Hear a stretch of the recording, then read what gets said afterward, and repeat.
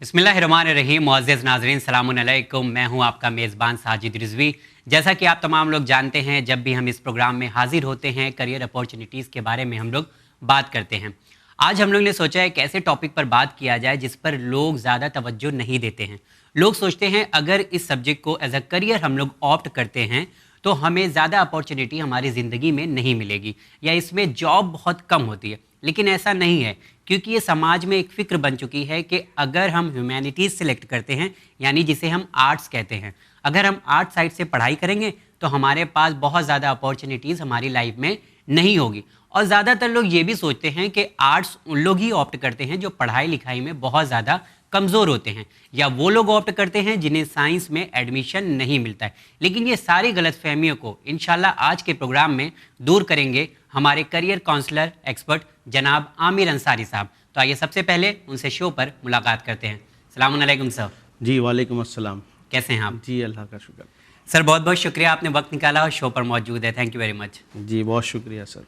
Sir, जैसा कि हम लोग जब आर्ट्स के बारे में बात करते हैं तो माँ बाप की एक पहले से सोच बनी हुई है, बहुत पुरानी वो सोच है। वो सोच ये है कि बच्चे को साइंस साइड ही पढ़ना चाहिए या फिर कॉमर्स में जाना चाहिए। अगर आर्ट्स की तरफ वो जाता है या ह्यूमैनिटीज़ की तरफ जाता है तो इतने ज़्यादा करियर ऑप्शन नहीं निकल कर आते हैं। तो मैं चाहता हूँ कि आर्ट्स के बारे में आप बताएं, ये कैसी फील्ड है? जी सबसे पहले मैं आपका दोबारा शुक्रिया अदा करना चाहूँगा कि एक और करियर ऑप्शन और एक और शो के साथ हम आपके साथ हाजिर हैं जी। और ख़ास तौर पे आर्ट्स और ह्यूमैनिटीज़ को हमने टारगेट किया है। उसकी वजह ख़ास यही है कि हम लोग अक्सर देखते हैं कि हमारे जो 10th स्टैंडर्ड के बच्चे हैं या 12th के बाद भी जो करियर ऑप्शन का जो चॉइस का प्रोसेस है जी। उसमें आमतौर पर डिमांड और पैसा किस में मिलेगा, अपॉर्चुनिटीज़ किस में है और बहुत सारी चीज़ें ऐसी मार्केटिंग के पॉइंट ऑफ व्यू से भी नज़र आती हैं कि हमारा जो साइंस जो स्ट्रीम है उससे जो रिलेटेड ऑप्शंस हैं वो बहुत ज़्यादा हाईलाइटेड होता है और जो आर्ट्स या ह्यूमैनिटीज़ जिसको कहा जाता है वो थोड़ा कहीं ना कहीं आकर दब जाता है। और कॉमर्स चूँकि एक ऐसा स्ट्रीम है, ऐसा फील्ड है कि जो एक एवरेज स्टूडेंट होता है वो कहीं ना कहीं बिजनेस और शेयर मार्केट और इस तरह की चीज़ों में इन्वॉल्व होना चाहता है तो वो कॉमर्स की तरफ जाता है। तो बेसिकली हमने ऑलरेडी अपने शोज़ में ये बात कही है कि हर स्टूडेंट को अपने एप्टीट्यूड और अपने इंटरेस्ट के हिसाब से करियर का चॉइस करना चाहिए। जी बिल्कुल। तो चूँकि आर्ट्स और ह्यूमैनिटीज़ की बहुत ज़्यादा अपॉर्चुनिटीज़, करियर ऑप्शंस बच्चों को पता नहीं है, इसलिए कहीं ना कहीं थोड़ा सा कंफ्यूजन जाते हैं। जी जी। ओके।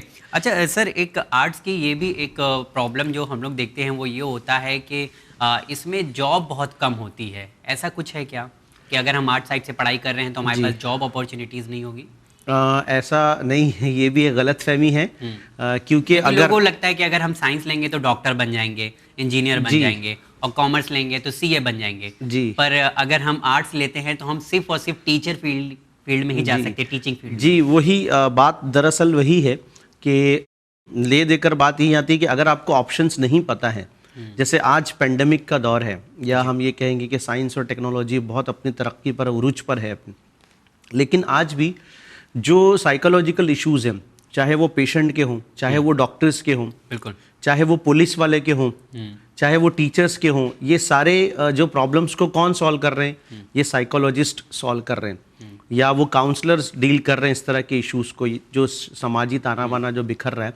उसी तरह से बहुत सारी ऐसी फील्ड है, जैसे हमारे आज के इस पेंडेमिक के दौर में बेहतरीन सोशल वर्कर की ज़रूरत है जो साइंटिफिक पॉइंट ऑफ व्यू से सोशल वर्क को बहुत बेहतर अंदाज में कर सके, सोसाइटी को समझता हो, जो सोसाइटी को समझता हो। और उसके बाद तो जहां हमको ऐसे लोगों की ज़रूरत है जो साइंस और टेक्नोलॉजी पर काम करें, रिसर्च करें, तहकीक करें, वहीं हमको ऐसे लोगों की भी ज़रूरत है जो समाज के मसाइल को, इस टेक्नोलॉजी के तरक्की के वजह से जो समाजी मसाइल हैं, माशरती मसाइल हैं, जो सोशल इश्यूज़ हैं, उनको समझ कर जो है वो सही फ़ैसला करने के लिए उन स्टूडेंट्स को, उन लोगों की हेल्प करें।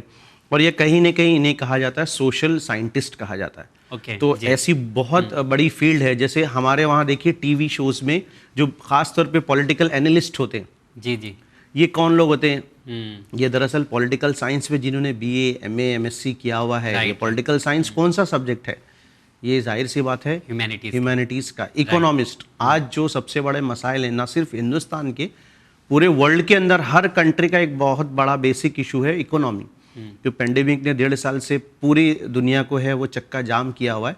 तो माशी जो इश्यूज हैं उसको सॉल्व करने के लिए यही ह्यूमैनिटीज़ का बंदा, जिसको हमने इकोनॉमिक्स पढ़ाया है या जो माशियात पर बहुत गहरी नज़र रखता है, तो वो छोटे छोटे बिजनेस कैसे किए जा सकते हैं या माइक्रो लेवल पे किस तरह से जो है वो बिजनेस को आगे बढ़ाया जा सकता है, छोटे उद्योग, सोसाइटी का ग्रोथ हो, जी। तो किस ये तरह से डेवलप ओवरऑल जो है वो समाज के ताने बाने को जोड़ने वाले यहाँ पर सोशल साइंटिस्ट जो होते हैं वो आर्ट्स और ह्यूमैनिटीज़ फैकल्टी को ही बिलोंग करते हैं।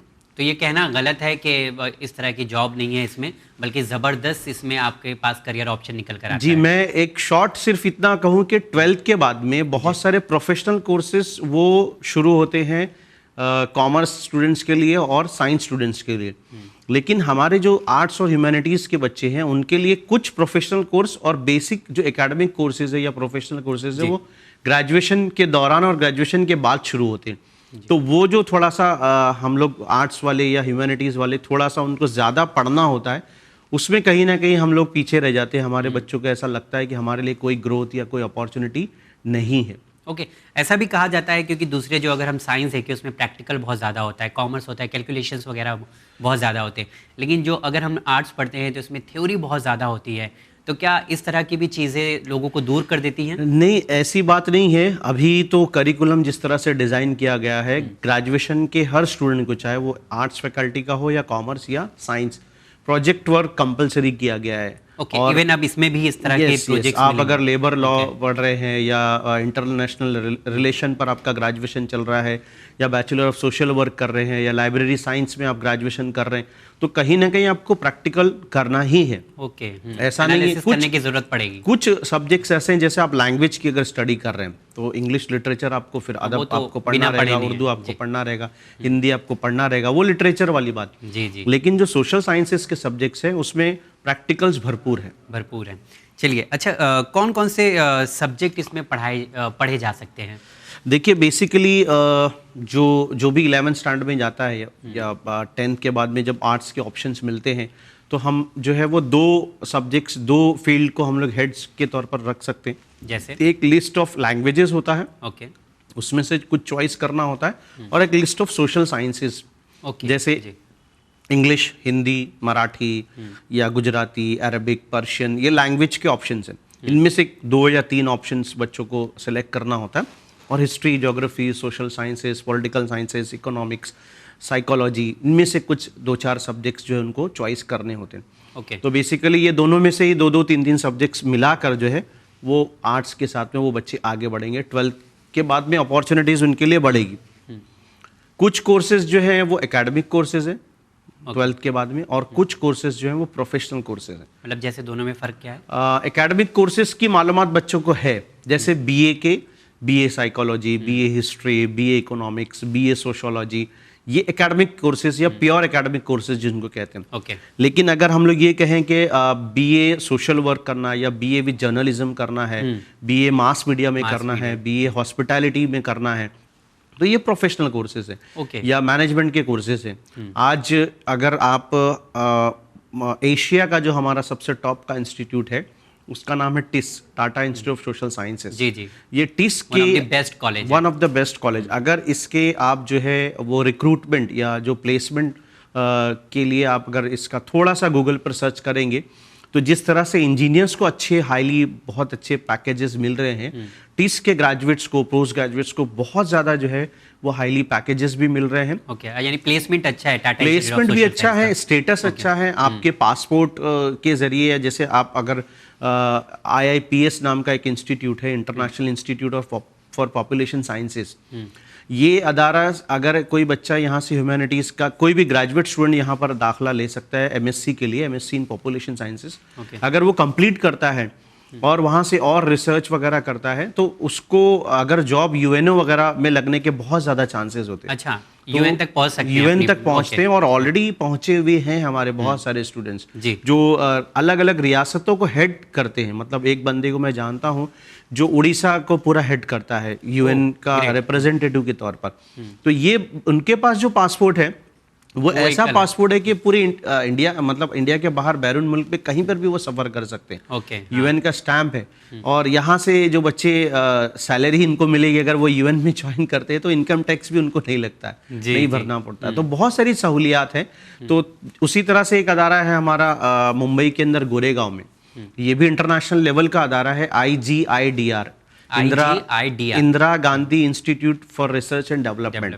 जो बच्चे इकोनॉमिक्स में बहुत बेहतरीन करियर करना चाहते हैं, आगे बढ़ना चाह रहे हैं, BA उन्होंने किया है इकोनॉमिक्स से, हम उनसे रिक्वेस्ट करेंगे कि वेबसाइट पर आप जाएं, IGIDR डालें, आपको MSc इन जो मैंने कोर्स बताया डेवलपमेंट एंड रिसर्च, इसमें अगर आप वो कोर्स कर लेते हैं तो कोई भी बिजनेस चैनल्स हैं, बिजनेस मैगजीन्स हैं या बिजनेस फर्म है, उसके अंदर जो है आपको रिक्रूटमेंट आपको मिल सकता है, बहुत अच्छा पैकेज आपको मिल सकता है।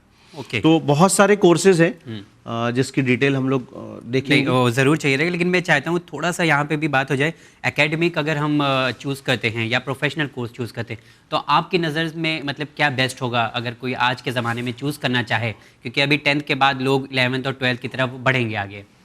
देखिए यहाँ पर जो एकेडमिक कोर्सेज हैं और प्रोफेशनल कोर्सेज हैं मतलब किस तरह के बच्चे इसमें जा सकते जी, हैं? इसमें बेसिकली वही है कि हम लोग अपने इस प्रोग्राम में भी फोकस इसी बात पर करते हैं कि right man should go to right field. हर बंदा प्रोफेशनल कोर्स करेगा। प्रोफेशनल कोर्स के लिए क्या करना होता है, प्रोफेशनल स्किल्स आपके अंदर होनी चाहिए। जैसे मैनेजमेंट का कोर्स एक प्रोफेशनल कोर्स है, जर्नलिज्म का कोर्स एक प्रोफेशनल कोर्स है, लेकिन BA MA हिस्ट्री या इकोनॉमिक्स कर रहा है, ये एकेडमिक कोर्स है। तो वो जो एकेडमिक वाला कोर्स होगा उसमें student has to sit in a table, आपको स्टडी करना है, आपको रेफरेंस चीज़ें देखना है, नोट्स बनाना है, और कुछ चीज़ें जो है वो खुद के लिए जो है वो रिसर्च के तौर पर अपना काम करना है। तो ये बेसिकली ऐसे बच्चे जो पढ़ाई में अच्छे हैं, जिनका मुताला अच्छा है, जो लैंग्वेजेस में या सोशल स्टडीज़ को एज अ एकेडमिक्स अपना लेना चाहते हैं, उनके लिए जो है वो एकेडमिक कोर्स है, जैसे हिस्ट्री हो गया ये जी। सब और हमने अपने कॉलेजेस में देखा है कि ऐसे कुछ स्टूडेंट होते हैं जो बहुत ज़्यादा हाइपर एक्टिव होते हैं। वो कॉलेजेस में लेक्चर से ज़्यादा कॉलेजेस की जितनी भी एक्टिविटीज़ होती है, जैसे कोई सेमिनार हो रहा है या कोई जो है मेहमान आया हुआ है या 15 अगस्त का मौका है, तो वो बहुत ज़्यादा आगे होते हैं। तो इसका मतलब वो थोड़ा एकेडमिक्स नहीं बल्कि नॉन एकेडमिक्स जो स्किल्स है उनकी वो अच्छी है, तो उनको इवेंट ऑर्गेनाइज करना, जी, तो उस तरह से वो जो है वो प्रोफेशनल कोर्सेज की तरफ जाए। ओके, तो दोनों में मतलब अगर फीस पॉइंट ऑफ व्यू में देखूं तो फी मतलब दोनों की सिमिलर होती है या कुछ अलग हो? नहीं, बेसिकली जो आपको एकेडमिक सब्जेक्ट्स मिलेंगे सर वो बहुत ही सस्ते मिलेंगे, या एडेड कॉलेजेस हमारे जो पुराने जो टाइप के कॉलेजेस हैं उनमें आपको ये जो पूरा एकेडमिक्स वाला साइड है, इसमें आपको अभी भी ग्रेजुएशन जो है वो 500 रुपये 600 रुपये पर ईयर के हिसाब से आपका फीस होगी। अच्छा, और लेकिन एंट्रेंस एग्जाम भी देने की जरूरत नहीं है? एंट्रेंस एग्जाम भी मैक्सिमम कॉलेजेस में तो नहीं है। हाँ, मतलब जो स्टेट लेवल की जो यूनिवर्सिटीज होती है और जो कॉलेज हमारे घर के पास होते हैं उसमें किसी तरह नहीं, उसमें किसी तरह के कोई एंट्रेंस की जरूरत नहीं होती, लेकिन कुछ अच्छे कॉलेजेस जैसे सेंट जेवियर्स कॉलेज है मुंबई में, उसी तरह पुणे के अंदर जो है वो फर्ग्यूसन कॉलेज, उनका खुद का इंटरनल कुछ एंट्रेंस एग्जाम होता है। और हिंदुस्तान की एक बड़ी यूनिवर्सिटी है IFLO, English foreign language university, उसके अंदर वो इकलौती यूनिवर्सिटी है जिसमें BA के एडमिशन के लिए आपको एंट्रेंस देना होता है। अच्छा, कहाँ पर है ये यूनिवर्सिटी? ये यूनिवर्सिटी हैदराबाद में है। तो जो बच्चे फॉरेन लैंग्वेज में खासतौर पे German, Russian, Japanese, Korean, French, ये लैंग्वेजेस में कमांड हासिल करना चाहते हैं और उनको उसी लैंग्वेज में आगे बढ़ना है करियर के तौर पर, तो मैं 12th के बाद जो है उनका एंट्रेंस एग्जाम होता है IFLO, EFLU अगर डालेंगे गूगल पे तो ये भी 3 ईयर का UG कोर्स 3 इयर्स का UG कोर्स है। लेकिन एंट्रेंस के बेस पे अदरवाइज ज्यादातर कोर्सेज में विदाउट एंट्रेंस आपको एडमिशन मिलेगा। ओके, अगर इसकी बात करें हम कि हमें फॉर एग्जांपल IAS की तैयारी करना है, IPS की तैयारी करना है या हमें लॉ की तैयारी करना है, तो क्या इससे भी इस तरफ जाया जा सकता है? बिल्कुल, ज़्यादातर जो स्टूडेंट्स होते हैं जिनके दिमाग में शुरुआत सिविल सर्विस की अगर मैं बात सिविल सर्विसेज में जाना चाहते हैं, वो आमतौर पे ये सोचते हैं कि मैं आर्ट्स अगर लूँ तो मुझे ज़्यादा बेनिफिट मिलेगा, क्योंकि सिविल सर्विसेज में जाहिर सी बात है यहाँ पर भी सबसे इंपॉर्टेंट चीज़ होती है स्टडी करना, मुताला करना। दूसरी चीज़ होती है कि आप जो है वो डिसिप्लिन के साथ में अपने आप को आगे बढ़ाएं। लेकिन मैं यहाँ पर थोड़ा सा एक करेक्शन हमारे बच्चों का करना चाहूँगा कि ऐसा ज़रूरी नहीं है कि आपने सिविल सर्विसेज जाना है तो आपको ह्यूमैनिटीज़ और आर्ट्स से ही जाना होगा। हाँ, प्लस पॉइंट उनको मिलता है अगर आपने बीए या एमए पब्लिक एडमिनिस्ट्रेशन सब्जेक्ट ले लिया या पॉलिटिकल साइंस आपने सब्जेक्ट लिया, अगर उसका गहराई से मुताला अगर आप कर रहे हैं तो कहीं ना कहीं उसका बेनिफिट आपको सिविल सर्विसेज के एग्ज़ाम में या जो भी स्टेट लेवल की जो सर्विसेज है हमारी, जैसे यूपी है, महाराष्ट्र है, उसकी जो यूपी स्टेट लेवल की जो सर्विसेज है, हाँ, वो भी मिल सकती है उसमें उनको प्रिपरेशन के लिए यानी आसानी हो जैसे सकती है। उत्तर प्रदेश सिविल सर्विस है, जी, मध्य जी, प्रदेश सिविल जी, सर्विस है, जी। इसमें आसानी से एडमिशन हो सकता आसानी है। से एडमिशन मिल सकता है क्योंकि ओवरऑल इसी तरह के क्वेश्चंस उसमें पूछे जाते हैं। पॉलिटिकल साइंस है, हिस्ट्री है, ज्योग्राफी है, यही सारी चीज़ें पूछी जाती हैं। ओके। लेकिन इसमें यही है कि ऐसा बच्चे ना समझे कि हमने आर्ट्स ले लिया है तो हम सिविल सर्विसेज कर लेंगे। आपको 5 साल या 12th के बाद में 3 साल अपने उस सब्जेक्ट को और उस टारगेट को ध्यान में रखकर उस तरह से स्टडी करनी चाहिए। ओके।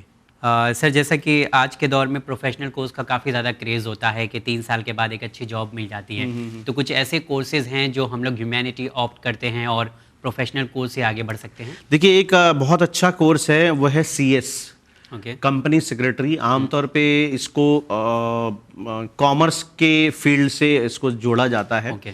लेकिन मैं हमारे आर्ट्स के, कॉमर्स और साइंस तीनों भी स्ट्रीम के बच्चे CA भी कर सकते हैं, CMA भी कर सकते हैं, CS भी कर सकते हैं, CFA भी कर सकते हैं। ओके। तो चूंकि हमारे आर्ट्स बैकग्राउंड के स्टूडेंट्स का लैंग्वेज अच्छा होता है, डॉक्यूमेंटेशन स्किल्स उनकी अच्छी होती है और जो है वो कम्युनिकेशन का अच्छा होता है, तो वो जो है वो इस फील्ड की तरफ जा सकते हैं।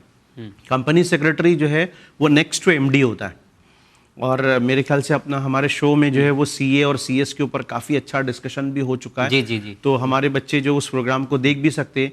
तो जो कंपनी सेक्रेटरी का जो कोर्स है, इसमें एक्चुअली पूरी कंपनी का पूरा लीगल डॉक्यूमेंट जो भी बनेगा वो सारा का सारा बनाने की जिम्मेदारी वो अच्छा, कंपनी वो सेक्रेटरी ड्राफ्ट की होती है। इसका काम है, ड्राफ्टिंग का उसूल बनाना, फिर कौन सी लॉ जो है वो किस पर पाबंदी आयद होती है, कब हमको माल डिलीवर करना है, अगर डिलीवर डेडलाइन पर नहीं हुआ तो क्या फाइन होगा, ओके। और जो भी अगर इंडिया और कोई दूसरी कंट्री से भी के हमारा बीच जो है वो कुछ बिजनेस लेन-देन कर रहा है, है business का, तो जी। करेंसी में क्या डिफरेंसेस होगा, ये सारा जो लीगल पार्ट होता है वो CS जो बंदे होते हैं वही तय करते हैं। तो हमारे वो बच्चे जो 12th पास कर चुके हैं अच्छा और कोर्स है, ग्रेजुएशन ये। कर रहे हैं, BA कर रहे हैं, उनके लिए ज़रूरी है कि वो इस तरह के कोर्सेज जो प्रोफेशनल कोर्सेज नहीं, मतलब अगर हम BA करें, फॉर एग्जांपल BA करें, तो BA के साथ साथ क्या इसको हम कर सकते हैं? जी जी जी, तो मैं क्या ये इक्विवेलेंट कोर्स है? मतलब जैसे फॉर एग्जांपल BA इन अगर कोई साइकोलॉजी करते हैं, सोशियोलॉजी करते हैं, तो क्या अगर कंपनी सेक्रेटरी का कोर्स करते हैं तो ये इक्विवेलेंट माना जाएगा ग्रेजुएशन के? इक्विवेलेंट नहीं बल्कि ये कंपनी सेक्रेटरी आगे की पोस्ट है। अच्छा, उससे ज़्यादा अच्छा कोर्स है, हाँ, मतलब ओके। कंपनी सेक्रेटरी को ग्रेजुएट होना कंपलसरी ही है एक्चुअली। तो जब बच्चा 12th के बाद में एंट्री करेगा कंपनी सेक्रेटरी के कोर्सेज के लिए, तो वो एंटर करेगा एंट्रेंस एग्जाम के जरिए, फाउंडेशन लेवल, फिर इंटरमीडिएट और फिर फाइनल। ओके। तो मोस्टली हमारे बच्चे ग्रेजुएशन आने तक के उनका इंटरमीडिएट क्लियर होता है जी। और इसमें भी जो है वो बहुत ज़्यादा सेमिनार्स लेना, डॉक्यूमेंटेशन बनाना। लेकिन मैं दोबारा रिक्वेस्ट करूँगा कि कंपनी सेक्रेटरी ये भी एक ऐसी फील्ड है जिस पर डिमांड बहुत ज़्यादा है और सप्लाई ना के बराबर है। अच्छा, और मतलब BA करने वाले जितने भी बच्चे हैं हमारे, वो BA ह्यूमैनिटीज़ के किसी भी सब्जेक्ट से करें, उन लोगों के लिए एक मैसेज ये है कि वो अपने आप को सिर्फ एकेडमिक और कॉलेज तक महदूद ना रखें। उनको अपने 3 साल कुछ, जैसा आपने बीच में कहा था कि जैसे साइंस वाले कुछ प्रैक्टिकल्स करते हैं, जी। तो अगर कोई एकेडमिक सब्जेक्ट्स भी कर रहा है, जैसे इकोनॉमिक्स में या हिस्ट्री में वो BA कर रहा है, तो भी उसके लिए ज़रूरी है कि वो सोसाइटी और समाज को लेकर कुछ ना कुछ प्रैक्टिकल जो इश्यूज को लेकर कुछ ना कुछ करे, प्रोजेक्ट करे, कैंपेन ऑर्गेनाइज करना, कुछ इवेंट ऐसा करना, कैंपेनिंग कर ओके। सकते हैं, सोशल मैसेज सोशल वाले वर्क कुछ कर सकते हैं, ताकि उनका एक्सपोजर जो है वो सोसाइटी से रहे। आप देखिए, ह्यूमैनिटीज़ पढ़ रहे हैं तो ह्यूमैनिटीज़ पढ़ने के लिए आप सिर्फ कॉलेज और किताब की हद तक नहीं, ह्यूमन से आपका रिलेशन होना बहुत ज़रूरी है। ह्यूमन टेंडेंसी, ह्यूमन नीड्स क्या हाँ, है वो? कैसे हमारा समाज अभी, जैसे अभी सोशल मीडिया का ज़माना है कि हर सेकंड पर आदमी अपना मोबाइल चेक कर रहा है, अलग अलग ऐप के जो है वो नोटिफिकेशन, क्या उसका असर उसके दिमाग पर, नफ्सियात पर क्या पड़ रहा है। जी। तो ये एक ह्यूमन नेचर में जो तब्दीली आ रही है कि हम लोग बहुत गुस्से वाले हो गए हैं या बच्चे बहुत ज़्यादा शॉर्ट टेम्पर हो गए, ये एक असर है हमारे उस सोशल मीडिया का हमारे बच्चों पर पड़ रहा है। तो क्या समाज में जो तब्दीली आ रही है, उस तब्दीली को एक आर्ट्स के स्टूडेंट को जहन में रखना उसके बहुत ज़रूरी है और उस तरह के कुछ प्रोजेक्ट्स वो करें तो उनको ग्रेजुएशन के बाद में अपनी फील्ड की चॉइस के लिए बहुत आसानी होगी। ओके। उसी तरह से जो है कुछ कोर्सेज हैं, जैसे डिजास्टर मैनेजमेंट का कोर्स है, ट्रैवल एंड टूरिज्म का कोर्स है, मार्केटिंग मैनेजमेंट का कोर्स है, लॉजिस्टिक सप्लाई चेन मैनेजमेंट का कोर्स है। ये सारे जो कोर्सेज हैं ये हमारे आर्ट्स के स्टूडेंट्स जो है वो ह्यूमैनिटीज़ के स्टूडेंट कर सकते हैं। ओके। फिर देखिए हमारे जो आर्ट्स के स्टूडेंट्स होते हैं वो बहुत क्रिएटिव होते हैं और क्रिएटिविटी में इनके जहन में कहीं ना कहीं फिल्म इंडस्ट्री, स्क्रिप्ट राइटिंग और फिल्म, कंटेंट राइटर, वीडियोग्राफी, फिल्मों को बनाना और विजुअलाइज करना। ये हाँ, आज तो ज़माना ऐसा है कि लोग मोबाइल के जरिए फिल्में बना रहे हैं, राइट। टिकटॉक है और इस तरह की जो सोशल ऐप है, सोशल मीडिया के, उसके जरिए। तो आज जो है हमारे लिए इन स्टूडेंट्स के लिए एक्सपेरिमेंट करके कुछ नया करने के लिए बहुत कुछ मौजूद है। मैं हमारे बच्चों को बताना चाहूँगा, इंडिया का नहीं बल्कि एशिया का भी ये one of the best institute है। बाहर के फॉरेनर्स जो है यहाँ पर आते हैं, FTII आपने नाम सुना होगा, film and television institute of India, Poona वाला जी। तो उसी तरह से सत्यजीत रॉय का इंस्टीट्यूट है कोलकाता, बंगाल के अंदर भी।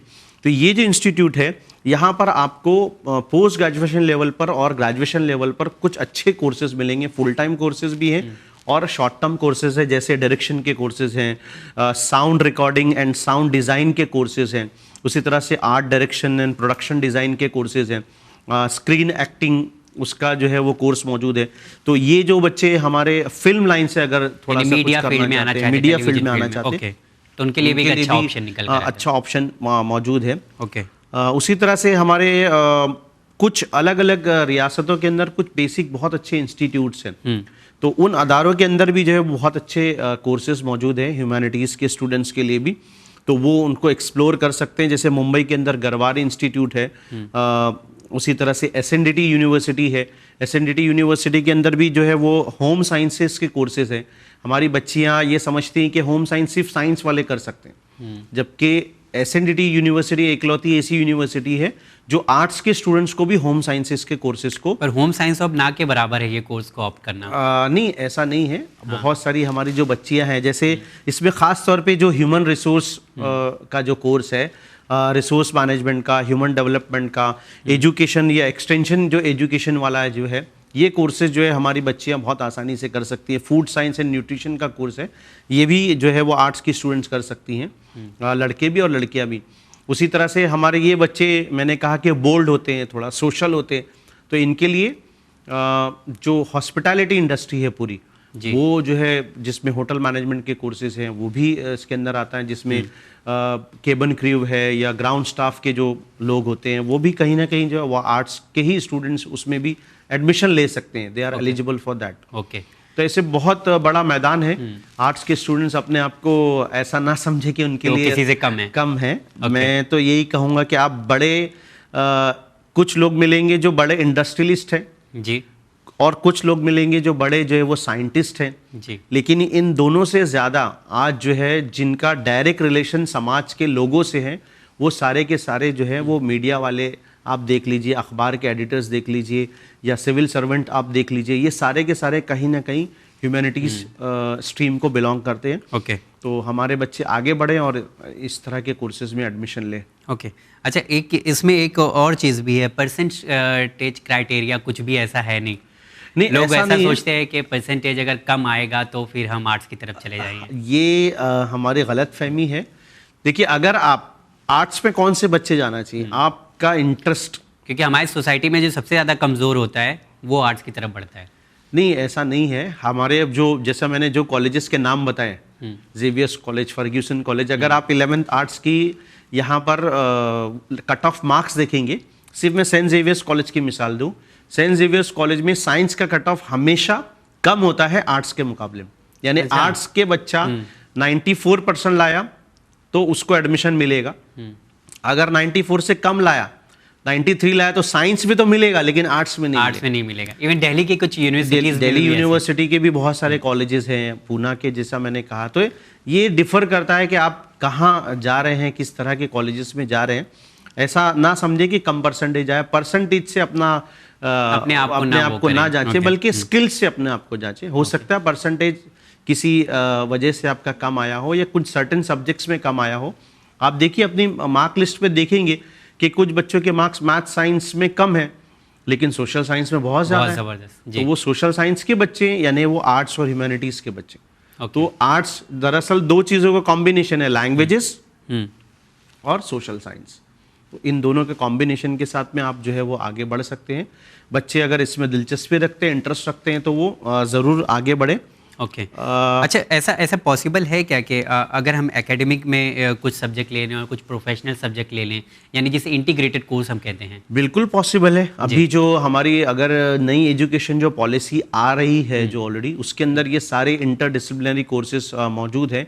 और बहुत सारी जो प्राइवेट यूनिवर्सिटीज़ हैं जैसे अमेठी है या हमारे वहाँ NMIMS वगैरह है, ये सारे लवली प्रोफेशनल यूनिवर्सिटी, सिम्बायोसिस है, ये लोग जो है वो ऐसे कोर्सेज ही डिज़ाइन कर रहे हैं जिसमें साइंस के 2 सब्जेक्ट्स हैं, आर्ट्स के 2-3 सब्जेक्ट्स हैं, एक आध सब्जेक्ट कॉमर्स का भी है। ओके तो ऐसे इंटरडिसिप्लिनरी कोर्सेज भी आ रहे हैं। और हमारे प्योर एकेडमिक सब्जेक्ट्स यानी लेकर बच्चा BA कर रहा है, वो जैसा मैंने कहा वो LLB है या कोई और दूसरे जो प्रोफेशनल कोर्सेज हैं उसकी तरफ भी वो थोड़ा सा बढ़ सकता है CS वगैरह के साथ। ओके कुछ जो है वो अच्छी यूनिवर्सिटीज़ हैं, अच्छे कॉलेजेस हैं। हाँ, वो यूनिवर्सिटी ज़रूरी है बिकॉज सब अलग अलग स्टेट से इस प्रोग्राम को देख रहे हैं। जी। तो अगर उनके स्टेट की कोई यूनिवर्सिटी होगी तो उनके लिए अच्छी बात है। जी, जिसमें सबसे नंबर 1 पे हम लोग कहते हैं जितनी भी सेंट्रल यूनिवर्सिटीज़ हैं वो सारे के सारे आर्ट्स और ह्यूमैनिटीज़ और साइंस के लिए अच्छी बेस्ट हैं।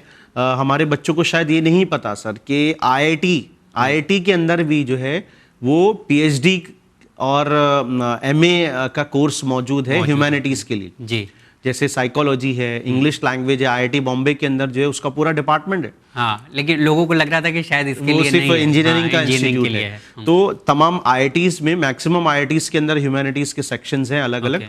उसी तरह से JNU है हमारा जो जवाहरलाल नेहरू यूनिवर्सिटी है, Aligarh Muslim university AMU, saint Xavier's college है मुंबई का, फर्ग्यूसन कॉलेज है पूना का, उसी तरह से जामिया मिलिया इस्लामिया है दिल्ली का।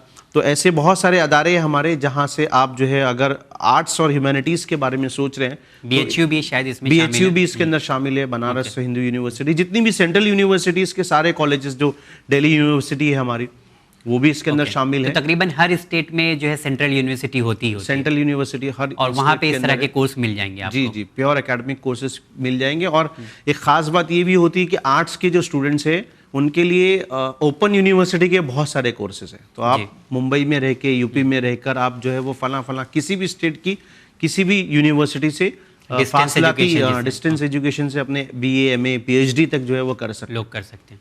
चलिए, बहुत शुक्रिया सर, बड़े ही अच्छे अंदाज में और बहुत ही अच्छे सिंपल तरीके से आज आपको हम लोगों ने कोशिश किया कि ह्यूमैनिटीज़ अगर आप ऑप्ट करते हैं तो आपके लिए क्या करियर ऑप्शन निकल कर आता है। उम्मीद करता हूँ जो पॉइंट्स बताए गए हैं वो आपका एक सही फैसला लेने में मदद कर सकते हैं। इसी तरह से कुछ सवालात भी हैं, आइए हम देखते हैं कि आज सर आपको क्या जवाब देने वाले हैं, क्या एडवाइस करने वाले हैं। सबसे पहला सवाल जो है तमन्ना अंसारी ने भेजा है प्रयागराज से। ये कह रही हैं कि सर मेरा 12th स्टैंडर्ड PCM से कंप्लीट हुआ है और मुझे स्टेट PSC और UP PSC में RO और ARO की तैयारी करना है। इसके लिए ग्रेजुएशन के लिए BSc ठीक रहेगा या BA? सर बताइए। जी, तमन्ना का सवाल, चूंकि इनका क्वालिफिकेशन अभी 12th है जी, और जितने भी स्टेट लेवल PCM से है तो इनको स्टेट लेवल की जितनी भी सर्विसेज होती है उसमें मैक्सिमम कोर्स मतलब जो एंट्री पॉइंट है वो ग्रेजुएशन के लिए है। और अभी जो RO और ARO का पोस्ट रिक्रूटमेंट के लिए निकला है UP में, उसके लिए 4 ये है क्या RO और ARO? ये रिव्यू ऑफिसर क्या वैकेंसी है, असिस्टेंट रिव्यू ऑफिसर की। तो इसमें 2 क्वालिफिकेशन जो है वो UPSC की जो UP की साइट है उस पर मौजूद है। एक तो अकाउंट्स यानी BA या BCom में आपका अकाउंट्स अगर है ग्रेजुएशन में तो वो कंपलसरी दिया हुआ है।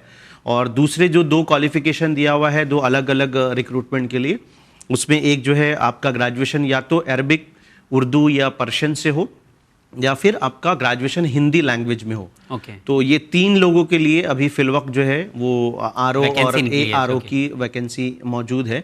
तो अगर इनको इसी पोस्ट पर जाना है तो रिव्यू ऑफिसर्स जो होते हैं वो आमतौर पे अकाउंट सेक्शन में ही जाते हैं। तो इनको कॉमर्स बैकग्राउंड का होना जरूरी है। BSc भी नहीं और BA भी नहीं जी, इनके लिए ज़्यादा अच्छा रहेगा कि कॉमर्स सेलेक्ट करें। हाँ, अगर इनका टारगेट RO या ARO है तो ओके। और इनके लिए एडवाइस है कि फिलवक्त जो है यूपीएससी की यूपी की जो पब्लिक सर्विस कमीशन है उस पर इसका एडवर्टीजमेंट मौजूद है।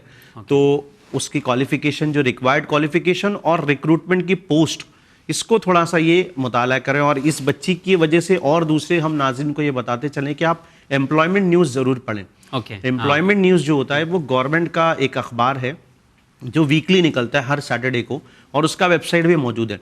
जितनी भी पोस्ट, जो भी वैकेंसीज गवर्नमेंट के तरफ से आएंगी उसका रिक्रूटमेंट यहाँ पर मौजूद होता है। तो एक वेबसाइट भी है जो नाज़रीन हमारी स्क्रीन पर देख रहे हैं, यूपी की, uppsu.up.nic.in। इस पर ये ख़ास तौर पे तमन्ना के लिए है, इस वेबसाइट पर आप जाएं और आरओ और एआरओ की वैकेंसीज की डिटेल्स आप देखें, क्वालिफिकेशन वगैरह देखें। ताकि इनका कहना था कि सिलेबस और एग्जाम पैटर्न भी बता सकते हैं अगर पॉसिबल। ये आमतौर पे ज़्यादातर जो कॉम्पिटिटिव एग्जाम्स होते हैं उसमें पैटर्न तकरीबन सेम होता है। जनरल नॉलेज है, इंग्लिश है, एप्टीट्यूड है, बेसिक मैथमेटिक्स है, तो लॉजिकल रीजनिंग है, इस तरह के चीज़ें आमतौर पर मौजूद होती हैं। तो थोड़ा बहुत अकाउंट्स का, अगर ये अकाउंट से रिलेटेड अगर वो पोस्ट है तो अकाउंट्स की भी वहाँ पर क्वेश्चंस होंगे। तो इसलिए मैं कह रहा हूँ ये डिफर करता है पोस्ट और रिक्रूटमेंट के हिसाब से, अलग अलग पोजीशन के हिसाब से आपको एग्जाम के पैटर्न और वो सारी चीज़ें उस वेबसाइट से आपको रिक्रूटमेंट के एडवर्टीजमेंट से थोड़ा सा मिल जाएगा आपको। ओके। अच्छा, इसके लिए कुछ अलग से भी तैयारी करना पड़ता है? देखिए, मोस्टली जो जितने भी बच्चे हैं यूपी के, बिहार के और एमपी वगैरह के, हमने देखा महाराष्ट्र के भी कई बच्चे हैं हमारे जो जिनको भी कॉम्पिटिटिव एग्जाम से बैठना है, वो 3 साल अपने जो है ग्रेजुएशन के, वो इस तरह के बहुत सारी पब्लिकेशंस है, जैसे कंपटीशन रिव्यू है, कॉम्पिटिटिव रिव्यू है जी, या बहुत सारे कंपटीशन के नाम से भी मैगजीन्स मौजूद है। तो इनमें से ये जो है वो रिक्रूटमेंट के लिए अलग अलग उसमें एग्ज़ाम्स के पेपर भी आते हैं, पुराने पेपर्स होते हैं, तो उनको वो देखें और तैयारी करते रहें। और उसके लिए ज़रूरी है कि काफ़ी टाइम देना पड़ेगा तैयारी के लिए। हाँ, यहाँ पर मसला वही है, हमारे बच्चे, जैसे बहुत सारे बच्चे यूपीएससी करना चाहते हैं या स्टेट लेवल की सर्विसेज में जाना चाहते हैं, लेकिन तैयारी उस तरह से नहीं करते, कम समय में चाहते हैं कि 2-3 महीने में तैयारी हो। देखिए, हमने बहुत सारे बच्चों को देखा है रेलवे का एग्जाम क्रैक करते हुए, मतलब उनकी क्वालिफिकेशन क्या आती है, 10वीं और ITI किए हुए थे, और वो आज रेलवे में। उसकी वजह ये कि उन्होंने दिन के कम से कम 6 घंटे अपने इस कंपटीशन की तैयारी में लगाए। बिल्कुल। तो अगर आप स्टेट सर्विसेज का एग्जाम दे रहे हैं तो 5 से 6 घंटे डेली आपको तैयारी में लगाना होगा। चलिए, बहुत शुक्रिया। अगला सवाल जो है शफीन वरियाला का है। ये कह रहे हैं कि मैं 12th में हूँ और मेरा 10th में 80% आया था, मुझे आगे सोनोग्राफी का कोर्स करना है, क्या इसके बारे में भी ज़रा डिटेल आप बताएंगे? सोनोग्राफी का कोर्स करना, सोनोग्राफी का देखिए 2 तरह से कोर्स होगा। एक तो MBBS करने के बाद आप सोनोलॉजिस्ट बनेंगे, आप डॉक्टर बनेंगे, रेडियोलॉजिस्ट बनेंगे आप, जिसमें आपको MBBS करने के बाद 3 साल का स्पेशलाइजेशन होगा। आपने देखा होगा, एक होता है डॉक्टर जो आपका जो है वो पूरा सोनोग्राफी करता है जी, तो वो डॉक्टर होता है और उसी के साइन से ही वो सर्टिफिकेट आउट होगा, बाहर रिपोर्ट निकलेगा। और एक उस डॉक्टर के साथ में मशीन को हैंडल करने के लिए वो टेक्नीशियंस होते हैं। तो अगर आपको टेक्नीशियन बनना है तो आपको 12th के बाद में डिप्लोमा कोर्सेज हैं और ग्रेजुएशन लेवल के भी छोटे मोटे कोर्सेज मौजूद हैं, सर्टिफिकेट कोर्सेज मौजूद हैं। इससे पहले के एपिसोड में भी आपने थोड़ा सा इशारा किया था। जो एक्सरे टेक्नीशियन है या इस तरह के जो सोनोलॉजिस्ट हैं वो मौजूद होते हैं, जो टेक्नीशियंस हैं। लेकिन इनके लिए 12 साइंस के बाद में 1 साल, 2 साल, 3 साल के कोर्सेज हैं। लेकिन अगर रेडियोलॉजिस्ट आज जो है MBBS करने के बाद में जो जैसे एक होता है नीट, UG नीट, और एक होता है PG नीट। PG नीट में जो जिसका भी रैंक हायर होता है ना, उसका पहला चॉइस होता है रेडियोलॉजिस्ट और सोनोलॉजिस्ट। अच्छा, यानी कट ऑफ जिसका सबसे ज्यादा होगा वो इसी फील्ड की तरफ जाता है, क्योंकि आज जो पैट स्कैन और ये सारे जो स्कैनिंग का पूरा जो हमारा सिस्टम है बॉडी को, वो दरअसल इनकी डिमांड को बहुत बढ़ा चुका है।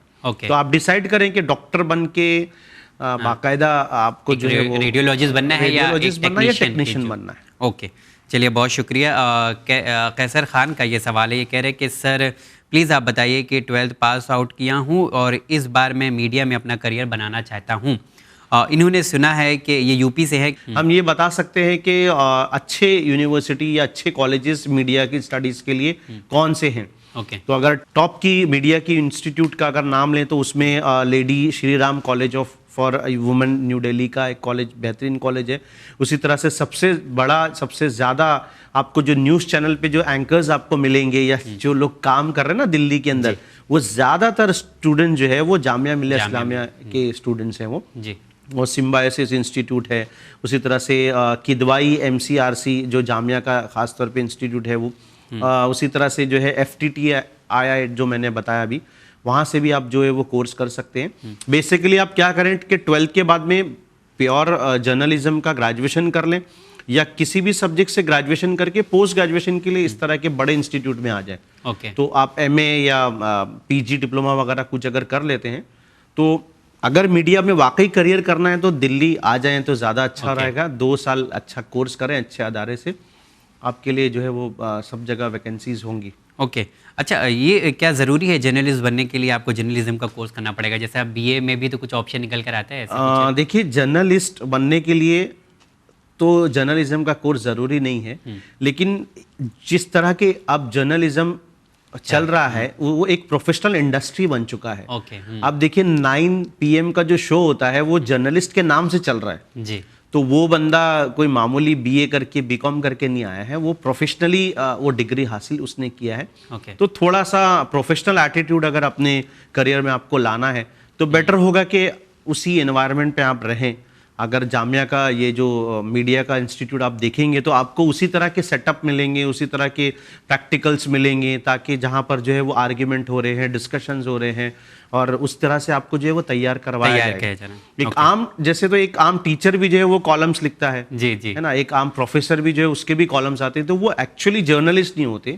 हम वो कहेंगे कि वो सोशल साइंटिस्ट हैं जो अपने व्यूज जो है अलग अलग चीजों पर रख रहे हैं। लेकिन बाकायदा इस फील्ड में आना है तो मुझे लगता है जरूरी है कि आप एक प्रोफेशनल डिग्री लेकर आए तो ज्यादा अच्छा। जर्नलिज्म एंड मास कम्युनिकेशन का कोर्स करना पड़ेगा, क्योंकि यहाँ पर भी कंपटीशन बढ़ गया जी। आप देखिए पहले एक न्यूज चैनल थे, आज आप गिन ही नहीं सकते कितने न्यूज चैनल हैं। और बिजनेस न्यूज चैनल अलग है, फिर स्पोर्ट्स का अलग है, फिर पॉलिटिक्स अलग है, इंटरटेनमेंट का अलग है, तो एवेन्यूज भी बहुत सारे। फिर रीजनल हमारे महाराष्ट्र के अंदर मराठी पूरे चैनल्स हैं, यूपी के अंदर हिंदी चैनल्स हैं, गुजरात के अंदर गुजराती चैनल्स हैं। तो ये जो रीजनल लैंग्वेजेस में चैनल चल रहे हैं, तो इंडस्ट्री काफ़ी प्रोफेशनल हो चुकी है। प्रोफेशनल कोर्स करके जाएंगे तो अच्छा रहेगा, ज़्यादा अच्छा रहेगा। चलिए इसी के साथ बढ़ता हूँ मैं अगले सवाल की तरफ। अगला सवाल जो है, I am Afreen Badami, just giving SSC examination, will you please explain the path of DMLT and how to open a pathology and also way to cardiologist, I am interested in science for the above mention position, kindly explain. देखिए, इनका भी course उसी तरह से है। एक होता है टेक्नीशियन का कोर्स, DMLT टेक्नीशियन का कोर्स है। कार्डियोलॉजिस्ट बनना है इनको, तो कार्डियोलॉजिस्ट तो डॉक्टर होता है, MBBS कीजिए, फिर हार्ट के स्पेशलिस्ट कीजिए, और बल्कि इनको सुपर स्पेशलाइजेशन करना रहेगा 3 साल, फिर और 3 साल। तो डिसाइड करें कि आपको करना क्या है। पैथोलॉजी ओपन करना है तो उसके लिए क्या होगा? पैथोलॉजी ओपन करना है तो एक्चुअली तो अभी परमिशन मिला है गवर्नमेंट की तरफ से लेबोरेटरी कि अगर आपने ग्रेजुएशन का कोर्स किया है, BPMT का कोर्स किया हुआ है, तो आपको लैब खोलने का तो इजाजत है, लेकिन आप किसी रिपोर्ट पे साइन नहीं कर सकते। आप मशीन आप हैंडल कर सकते हैं, रिपोर्ट जनरेट कर सकते हैं, but you can not sign के हाँ ये ऐसा ऐसा। उसके लिए आपको सोनोलॉजिस्ट और रेडियोलॉजिस्ट जो डॉक्टर्स हैं वो आपके साथ में ही रहेंगे। तो ये इंडस्ट्री अभी डेवलप हो रही है। गवर्नमेंट इस पर जो है वो PG लेवल के कोर्सेज भी डिजाइन कर रहे हैं। तो अगर MSc PhD अगर हो जाए, टेक्नीशियन वाले जो कोर्सेज हैं, एक्सरे टेक्नीशियन में BSc हो गया, तो उसमें MSc भी आ जाए, उसमें PhD भी आ जाए, तो शायद इनको साइनिंग अथॉरिटी और रिपोर्ट पूरा देना इनके लिए अच्छा रहेगा, आसानी होगी और ये एलिजिबल हो इनको अथॉरिटी नहीं रहेगी कि ये किसी पे साइन करें। उसके लिए कार्डियोलॉजिस्ट हमें चाहिए रहेगा, सोनोलॉजिस्ट, रेडियोलॉजिस्ट जरूरी है। चलिए बहुत खूब, बढ़ता हूँ अगले सवाल की तरफ। अगला सवाल ये है कि मैं जब भी अपनी लाइफ में कोई काम करता हूँ, करियर रिलेटेड स्टार्ट करना चाहता हूँ, तो हमेशा उसमें रुकावट आ जाती है और मैं कामयाब नहीं हो पाता हूँ, तो इन्हें क्या एडवाइस करना चाहेंगे आप? देखिए, सबसे पहली बात तो अपनी जो कोशिशें वो जारी रखिए जी। ऐसा नहीं कि आपको रुकावट आई, मुश्किल आई, आप बैठ गए। सबसे इम्पोर्टेंट चीज़ वही है कि आदमी का गिरना और फिर चलना, और गिरना और फिर चलना। तो रुकावटें करियर के पॉइंट ऑफ व्यू से क्यों आ रही हैं, उसका थोड़ा सा तज्जिया करें। अगर मैं खाली इल्ज़ाम तराशी करूं कि उसकी वजह से, इसकी वजह से, मेरी वजह से, अम्मी की वजह से, अब्बू की वजह से, फैमिली की वजह से, स्कूल की वजह से, सब कुछ होता है, खाली अपनी वजह से कुछ नहीं होता। तो थोड़ा सा ठीक है, जो भी माइनस पॉइंट है आपके नाकाम होने के लिए, उसका थोड़ा साइंटिफिकली थोड़ा सा तज्जिया तो करें कि क्यों आप नाकाम हो रहे हैं।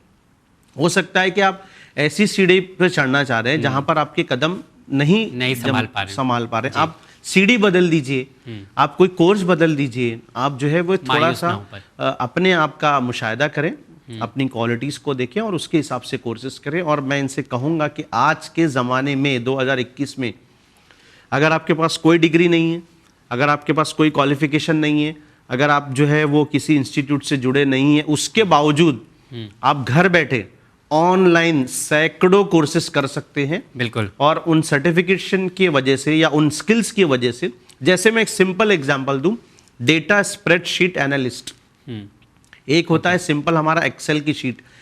अगर कोई बच्चा एक्सेल को 6 महीना पढ़ लेना अच्छे से, एक्सेल शीट कैसे बनती है, उसका फॉर्मूला, उसमें क्या क्या एप्लीकेशंस है माइक्रोसॉफ्ट का एक्सेल, तो उसको कहीं ना कहीं जॉब आसानी से मिल जाएगा। अच्छा, इतनी डिमांड है, इतनी उसके अंदर टेक्नोलॉजीज है और इतनी सारी मतलब सहूलत है, लेकिन हम लोग 2-4 चीजें देखकर उसको यूज ही नहीं कर रहे हैं, जैसे ड्रैग करना, कॉपी करना। हाँ, और उसी तरह से इसका जो स्मार्ट वर्जन है, स्प्रेडशीट है, आज पूरा का पूरा डेटा पे खेल हो रहा है पूरा। तो आप सोचें कि क्या करना है, कहाँ से करना है, ये नाकामी वाला थोड़ा सा पार्ट निकाल दें और स्पेसिफिकली कुछ करना है, उसके लिए अगर करियर एडवाइस चाहिए तो जरूर जो है वो कामयाबी के रास्ते इस हमारे शो में पूछ सकते हैं। बिल्कुल। वैसे आपके लिए एक शेर भी है कैसर खालिद साहब का कि मायूस हो के जहद मुसलसल ना छोड़ना, जख्मों के बाद हाथों में गौहर भी आएंगे। वाह, क्या बात। आपको मेहनत करते रहना है, कभी इस तरह से मायूस नहीं होना है। बढ़ता हूँ अगले सवाल की तरफ कि बी वॉक में इसमें इलेक्ट्रिकल करना चाहते हैं, तो इसके लिए आप क्या बता सकते हैं, यूपी में कहाँ से कर सकते हैं? देखिए, ये बीवोक का जो कोर्स है, बैचलर ऑफ वोकेशन, इसके बारे में थोड़ी सी तफसीलात आपको नेट से ही मिलेंगी, क्योंकि बहुत कम कॉलेजेस जो हैं, यूनिवर्सिटीज़ जो हैं एफिलिएशन इसका करते हैं। और चूँकि 7-8 टोटल मेरे ख्याल से यूजीसी के वेबसाइट पर 12 कोर्सेज या 12 मेन फील्ड्स का जिक्र है जी। तो हम लोग एक वेबसाइट आपको दे रहे हैं जो स्क्रीन पर आपको दिखाई दे रही है। इस वेबसाइट से आप अपने स्टेट वाइज कौन से कॉलेजेस मौजूद हैं और उसमें कौन से ट्रेड मौजूद है, उसका पूरा पीडीएफ मौजूद है, उससे आप मालूमात लें। लेकिन सेकंड चीज़, जो बीवोक, चूँकि इस बच्चे ने पूछ लिया है, हम बताते चलें कि बीवोक एक ऐसा कोर्स है जिसमें आपको 3 साल में 3 सर्टिफिकेट मिलने वाले हैं। फर्स्ट ईयर कंप्लीट करेंगे तो आपको डिप्लोमा मिलेगा, सेकंड ईयर कंप्लीट करेंगे उसी फील्ड का एडवांस डिप्लोमा मिलेगा, और थर्ड ईयर कंप्लीट करते हैं तो उसका ग्रेजुएशन मिलेगा। मतलब ऐसा नहीं है कि फर्स्ट ईयर ड्रॉप के बाद आपको कुछ मिलेगा नहीं। तो बीवोक की तरफ आप जाएं और इसमें 70% पार्ट प्रैक्टिकल्स है और 30% जो है वो थियरी है। तो ये जो लिस्ट है वो पीडीएफ की लिस्ट आप वेबसाइट से निकाल सकते हैं।